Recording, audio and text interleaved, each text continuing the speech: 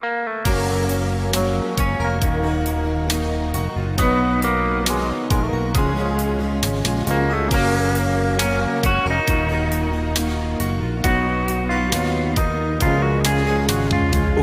tuông nung ngã cô sang đôi là cô ngay chăng bà cài xin ấy đây Sophie năng là kê khi lại xa na khăn than trong cha in này sung hiền bà cài lâu pina rồi ăn Toàn lại hình khô Dinh đi nâu nhẹ bằng bê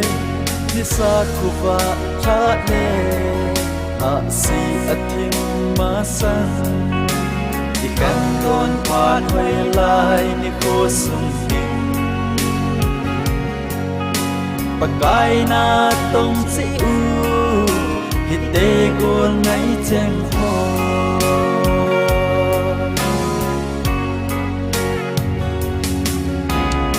Sophie nang giống tu đi hin khô dễ nhìn lấy xe hin khô hè lâu vinh bay ta lệ na khăn đón quay lại pha trong gia lên này sung hin đi ba cái na tông men na đêm Toàn lại hình khô Dinh đi nâu em bằng bê Như xa khu và trả lệ Hạ si át thinh mà sang Thì khăn con phát huay lại Như khô sung hình Bà cái na tông sĩ u Hít tê của ngay chênh hồ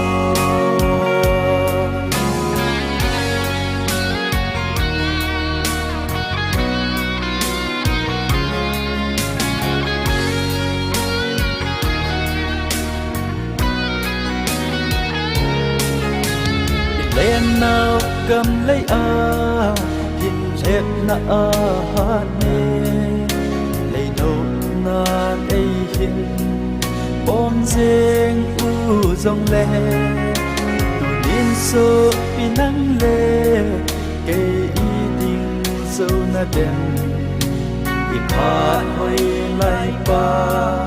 cái đi về với Toàn lại hình khô Dinh đi nâu em bằng bê Như xa khu và trả lệ Hạ si át thinh mà sang Thì khăn toàn phát huay lại Như khô sung hình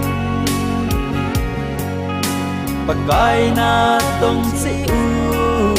Hít tê của ngay chênh hồ